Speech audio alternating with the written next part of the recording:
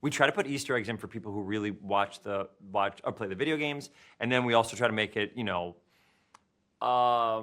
make it enough that you totally understand what's going on if you've never seen the video game. Nerd Reactor, roll out. All right, so Sonic 1, 2, and 3.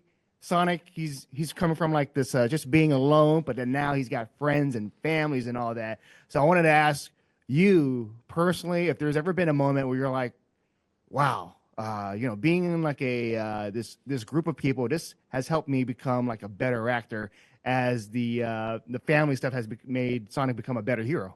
Ooh, I think doing these movies really gets you in the zone of like, I know exactly how Sonic would talk, how he would act with something, how he'd react, how he'd improvise in the moment.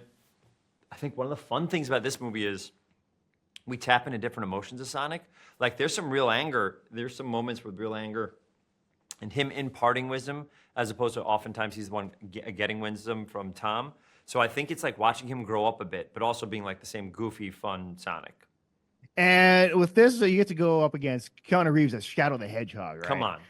And what if you're in a future John Wick movie going up against Keanu, maybe in a prequel or something? How would that be like? It'd be amazing. I think I would disguise myself as Stairs, because it's the one thing that John Wick can't beat. And I think I just go behind him and let him fall down me for 45 minutes to an hour and a half.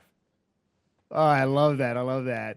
And in Sonic 3, there's a lot of references, just like in the previous two movies. One of my favorites is seeing Chow Garden come to life in a hilarious way. Yeah. So I was wondering for you, like throughout your journey, has there been like a specific Sonic reference where you're like, oh, this is so cool? Oh my God. Well, listen. Selfishly, we put up John Ralphio and Parks and Recreation reference in the second one. That was huge. But there's a bunch of stuff from Sonic Adventure 2 that we really nail in like a beautiful way in this one.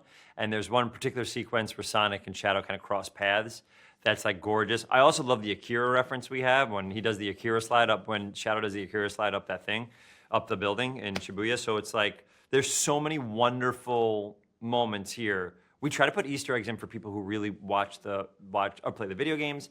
And then we also try to make it,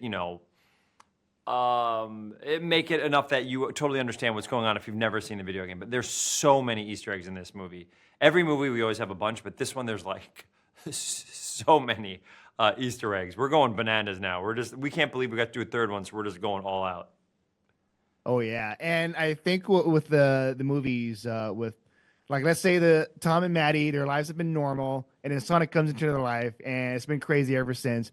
And how is it like for you just being in the franchise? Do you feel like it has gone crazier, especially with the fan base? And because I was in a theater, the kids were going wild. Oh, it's crazy. It's amazing. The biggest thing in terms of craziness is like, I'll do an improv show, and every now and then there'll be someone like an autograph person asking for like me to sign a John Ralphio picture or like someone from the after party. But ever since Sonic, it's like so many people have toys and posters, and all of a sudden it becomes a whole different level of signing and pictures and stuff like that.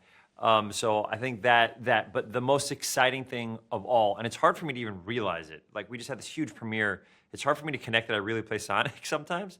But like I'll go to a theater and I'll see people react, and I realize it is my voice that's making them laugh or cry or feeling so pumped.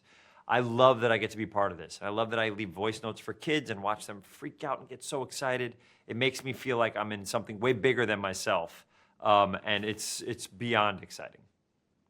Oh yeah, and I can't wait I'm pretty sure there's going to be more Sonic films coming after, right? Man, I hope so. The end of this one lends itself, if you're a Sonic fan, to open up a beautiful world, which would be so fun. So I hope that we get to do it. All right, Ben, it's been a pleasure chatting with you, and yeah, can't wait for when the movie comes out and everyone else gets to watch it. Thanks, man. I appreciate it. Thanks for being so cool.